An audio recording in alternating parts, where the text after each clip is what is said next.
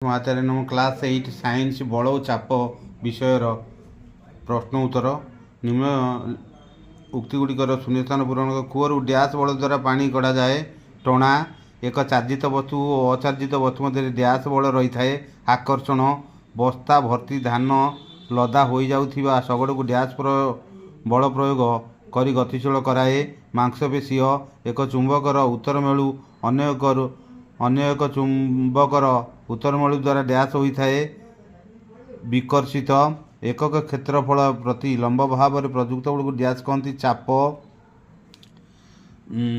2 number निम्न दि जाइए परिस्थिति गुड़िक बलर कारक और जो वस्तु प्रति बल प्रयोग करा जाए सेगुड़िक चिन्ह प्रति परिस्थिति बल प्रयोग द्वारा कौन हुए लेख। लेंबुरु रस बाहर करने फाड़े लेंबू को आंगुठी धरी चापिबा बेले बलर कारक जो वस्तु प्रति बल प्रयोग कराए कौन हुए। आंगुठी लेंबू फाड़ लेंबू रस बाहर हाथ टूथपेस्ट ट्यूब पेस्ट बाहर ओजनिया वस्तु स्प्रिंग प्रसारण भूमि डियाली उच्च डिया कार्य।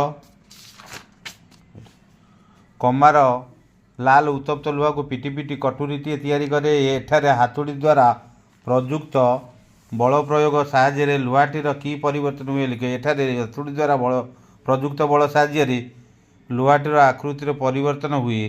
जड़े व्यक्ति हाथ में पानी बाल्टी भूमिठार किछि उच्चतार टेकी धरी बाल्टी उपर की बल क्रियाशील हुए लेख। यही बल मान द्वारा बाल्टीर गति अवस्था परिवर्तन हुए कि आलोचना कर। बाल्टी उपर निम्नलिखित बल कार्यकारी हुए। बाल्टी और बाल्टी मध्य पानी निम्नमुखी ओजन बल व्यक्तिर मांसपेशी बल बाल्टी भूमिठार किछि उच्चतार थाए और परिणामी बल शून्य हेतु बाल्टीर गति अवस्था किछि परिवर्तन हुए नहीं। एक ड्रपर रे थिबा काच नळीर गोजिया मुंड को जल बुड़ाई यार रबरटी चापिले कौन हुए लक्ष्य कर लेख। तापर रबरटी को ताप प्रत्याहार करने कौन हुए कहीं सेपरी सृष्टि हुए।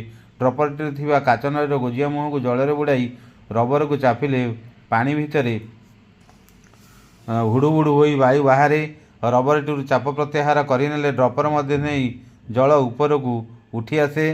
प्रथम अवस्था ड्रपर मध्य वायु जल मध्य बाहर को बाहरी जाए। ड्रपरटी चाप प्रत्याहार करने ड्रपर मध्यस्थ वायु चाप कमी जाए तेणु बाहर वायु जल उपर चाप पकाए तेणु जल काच नली मध्य ड्रपर मध्य को उठी आसे। दैनंदिन जीवन में ठेला बल और टणा बल प्रयोग द्वारा वस्तु अवस्था परिवर्तन होउथिबार 2टी लेखा उदाहरण दियो। घर झाड़ू ओळाइबा बेले अलिया गुड़िक ठेला बल प्रयोग करा जाए। बेलचारे बालीगुड़ी उठाइबा बेले ठेला बल प्रयोग करा जाए। कूअरु पानी काढिला बेले गछरु